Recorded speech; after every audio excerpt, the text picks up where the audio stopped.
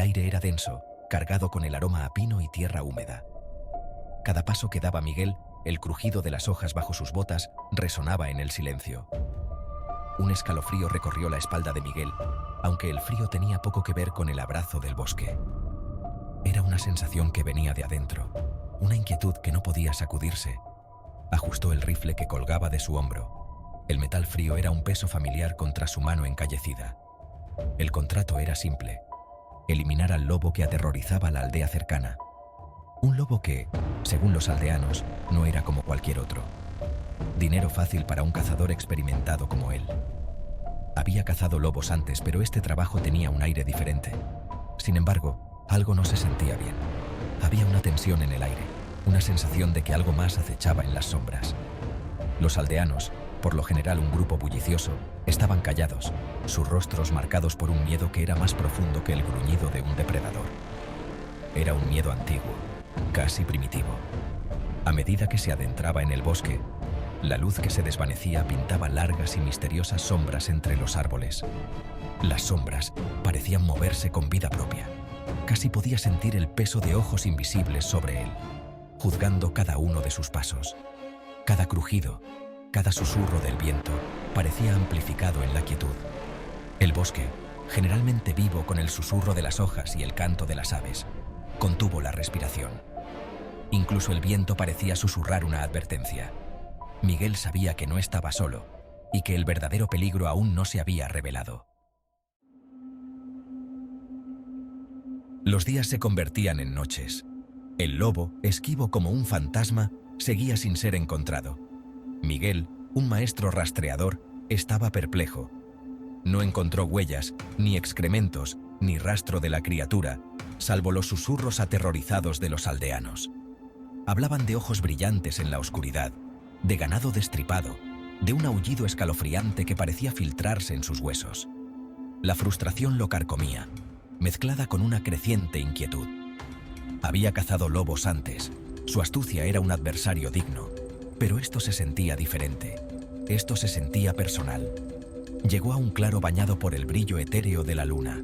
En el centro se alzaba un roble antiguo, sus ramas nudosas se extendían hacia el cielo como dedos esqueléticos. Un pequeño relicario de plata, deslustrado por el tiempo, yacía medio escondido entre la maleza. A la mañana siguiente, un grito espeluznante rompió el silencio del amanecer. Miguel corrió hacia el sonido, su corazón latía con fuerza contra sus costillas. Encontró al anciano de la aldea en la linde del bosque, su rostro ceniciento, sus ojos muy abiertos por el terror. Señaló hacia un claro, su voz un susurro estrangulado. Allí, en medio de la maleza pisoteada, yacía el cadáver de una joven. Tenía la garganta desgarrada, el cuerpo destrozado hasta quedar irreconocible. Pero no era obra de un lobo. Las heridas eran demasiado precisas, demasiado limpias. Hablaban de un salvajismo que lo heló hasta los huesos. El suelo alrededor del cadáver estaba quemado y ennegrecido, como por un calor intenso. Esto no era un ataque de un animal. Esto era algo mucho más siniestro.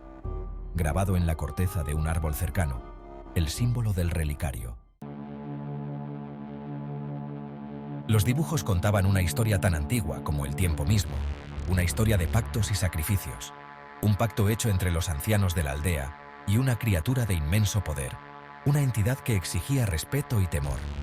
A cambio de protección y prosperidad, le ofrecieron a la criatura un sacrificio espeluznante, un tributo que aseguraba la supervivencia de la aldea.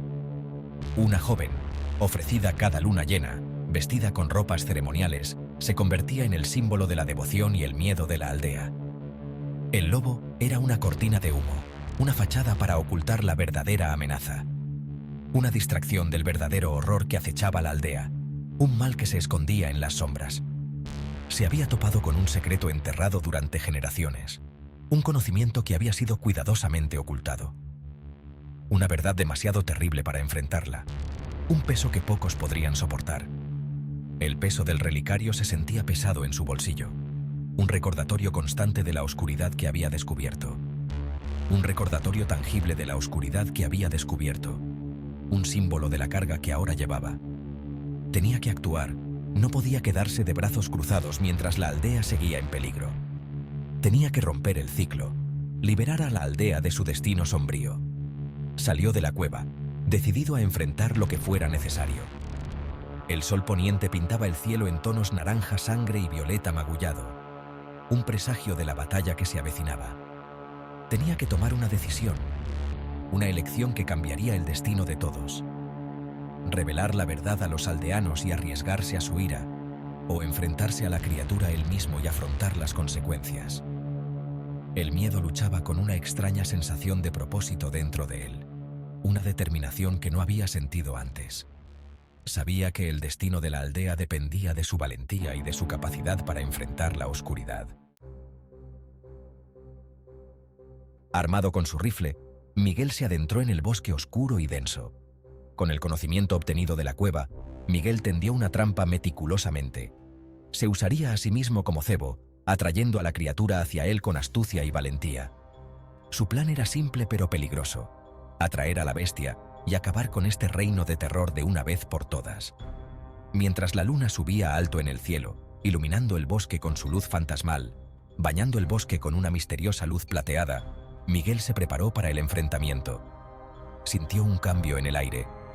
La temperatura se desplomó repentinamente y los pelos de la nuca se le erizaron, una señal de que algo siniestro se acercaba. Un gruñido bajo resonó desde la línea de árboles, profundo y amenazante, enviando un escalofrío por su espalda y aumentando su tensión. Las sombras danzaban en el borde del claro, moviéndose de manera inquietante, retorciéndose y contorsionándose en formas monstruosas que desafiaban la lógica. Miguel apretó el agarre de su rifle con fuerza, decidido a no fallar. Su dedo se cernió sobre el gatillo, listo para disparar en cualquier momento. La criatura emergió de la oscuridad, una visión aterradora, una grotesca amalgama de carne y hueso que parecía sacada de una pesadilla. Sus ojos ardían como brasas, llenos de odio y hambre. Miguel disparó, pero la bala pareció atravesar directamente a la criatura, sin causarle daño alguno, disipándose en el aire nocturno como si fuera un simple espejismo. Esta no era una bestia ordinaria, sino algo mucho más siniestro y sobrenatural. Su rifle era inútil contra ella, y Miguel se dio cuenta de que necesitaría algo más que balas para vencerla. La desesperación lo arañó mientras la criatura avanzaba. Sus garras goteaban una sustancia viscosa y negra. Estaba superado en armas. Bajó la mirada hacia el relicario de plata que tenía en la mano. Una idea, nacida de la desesperación y un destello de comprensión, brilló en su mente. Levantó el relicario. El símbolo captó la luz de la luna. Habló, su voz ronca pero firme, recitando una invocación extraída de los dibujos rupestres. El aire crepitó de energía y la criatura dudó, su mirada ardiente fija en el relicario. El relicario no era un símbolo de servidumbre. Era una llave, un conducto hacia el poder de la criatura.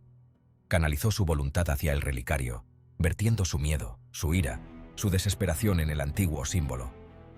El claro estalló en un destello de luz cegador, arrojándolo hacia atrás. Cuando finalmente abrió los ojos, el claro estaba en silencio. La criatura se había ido, desaparecida sin dejar rastro. El bosque, una vez sofocante en su quietud, volvió a respirar. Lo había logrado. Había roto el ciclo. Se puso de pie, con el cuerpo dolorido, y regresó a la aldea. Los aldeanos al principio se mostraron cautelosos, su miedo aún palpable. Pero mientras hablaba relatando su encuentro, la verdad amanecía en sus rostros. Vio un destello de esperanza encenderse en sus ojos. Dejó la aldea a la mañana siguiente. El sol naciente pintaba el cielo en tonos de esperanza y renovación. No sabía qué le depararía el futuro, ni a él ni a la aldea. ¿Qué creen que sucederá con la aldea ahora que la criatura se ha ido? Déjenmelo saber en los comentarios a continuación, y no olviden darle me gusta y suscribirse para más historias emocionantes. Si has llegado hasta aquí, gracias por escuchar esta increíble historia. Nos vemos en un próximo video. Hasta pronto.